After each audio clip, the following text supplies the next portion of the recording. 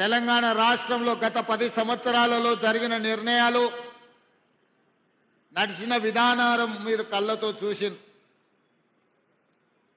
గత ప్రభుత్వంలో జరిగిన నిర్ణయాల గురించి నేను ఎక్కువ మాట్లాడదలుచుకోలేదు. కానీ ఈ ప్రజాపాలన ఏర్పడి మొదటి సంవత్సరం పూర్తి చేసుకుంటున్న సందర్భంలో ముఖ్యంగా తెలంగాణ రాష్ట్ర ప్రభుత్వం యొక్క ప్రాధాన్యత విద్య వైద్య రంగం అని, విద్యకు సంబంధించిన నిర్ణయాలు కానీ, అదేవిధంగా వైద్య ఆరోగ్య శాఖలో మన ప్రభుత్వం చేపట్టిన నియామకాల గురించి ఈరోజు మనం చర్చించుకోవాల్సిన అవసరం ఉన్నది.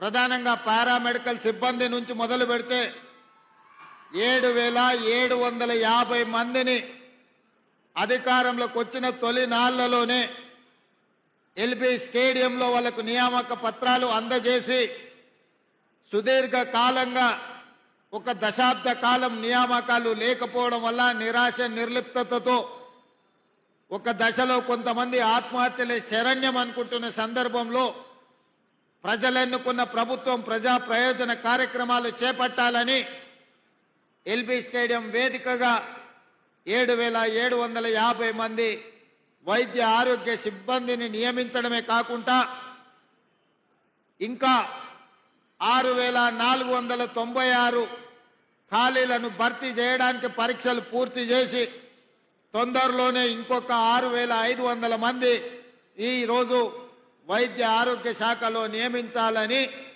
ఈ ప్రభుత్వం కార్యక్రమాలు తీసుకొని ముందుకు వెళ్తుంది. ఈరోజు నియామకమైన డాక్టర్లు కావచ్చు, గతంలో నియామకమైన పారామెడికల్ సిబ్బంది కావచ్చు, రేపు భవిష్యత్తులో నియామకం కాబోతున్న వైద్య ఆరోగ్య శాఖ సిబ్బంది కావచ్చు, దాదాపుగా ఒక సంవత్సరంలో వైద్య ఆరోగ్య శాఖలో 14,000 మంది నియామకం స్వతంత్రం వచ్చిన నాటి నుంచి ఈ రోజు వరకు జరగలేదు అని చెప్పి నేను అధికారికంగా చెప్పదలుచుకున్నా. సంవత్సరం తిరిగే లోపల 14,000 నియామకాలు జరిగిన చరిత్ర ఏ రోజు కూడా లేదు.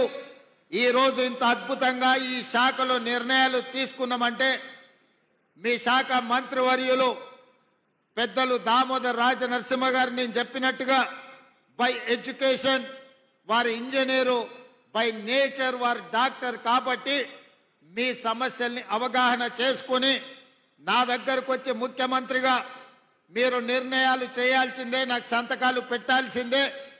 వైద్య ఆరోగ్య శాఖ బలోపేతమైనప్పుడే తెలంగాణ ఆరోగ్యవంతమైన తెలంగాణగా ఉంటుంది.